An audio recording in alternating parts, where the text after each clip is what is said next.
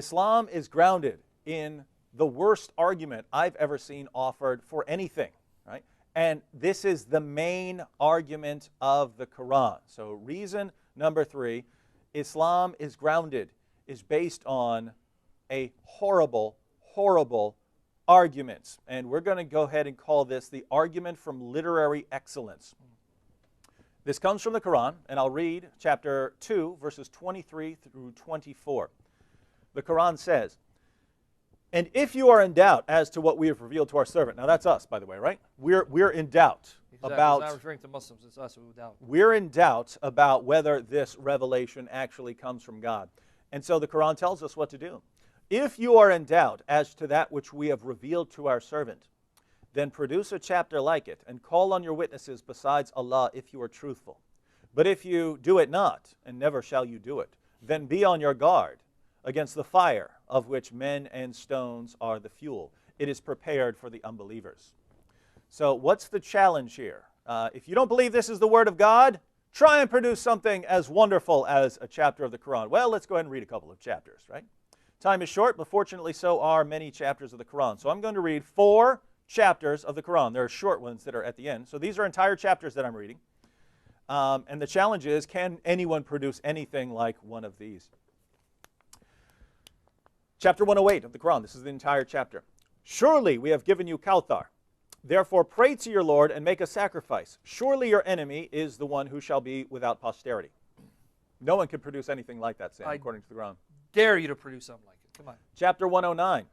"Say, O unbelievers, I do not serve that which you serve, nor do you serve him whom I serve, nor am I going to serve that which you serve, nor are you going to serve him whom I serve. You shall have your religion, and I shall have my religion."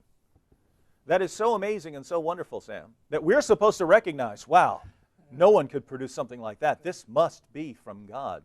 Let's read another. Chapter 110. I'm just reading them in order here. Chapter 110. "When there comes the help of Allah and the victory, and you see men entering the religion of Allah in companies, then celebrate the praise of your Lord and ask His forgiveness. Surely He is oft returning to mercy." No one can produce anything like that. It's humanly impossible to write something like that.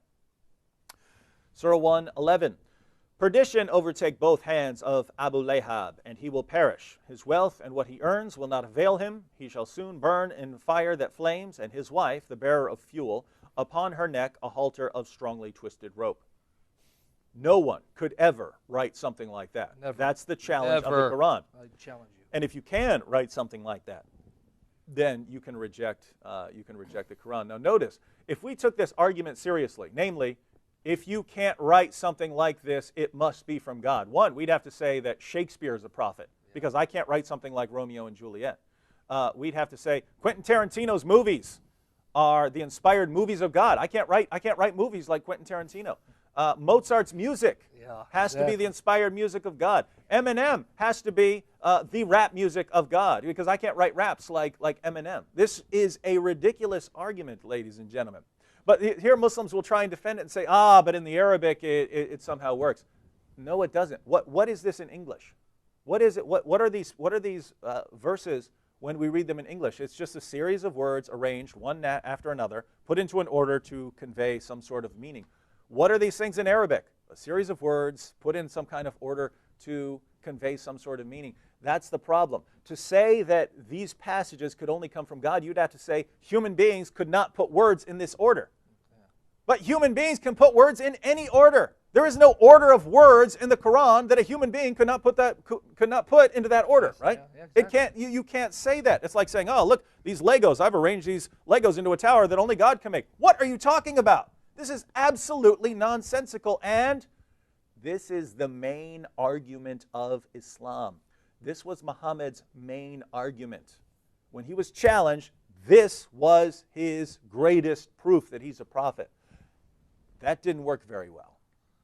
He got several dozen followers, but he didn't have the massive numbers that he got later when he turned to other means. Exactly. When he turned to other means of winning converts.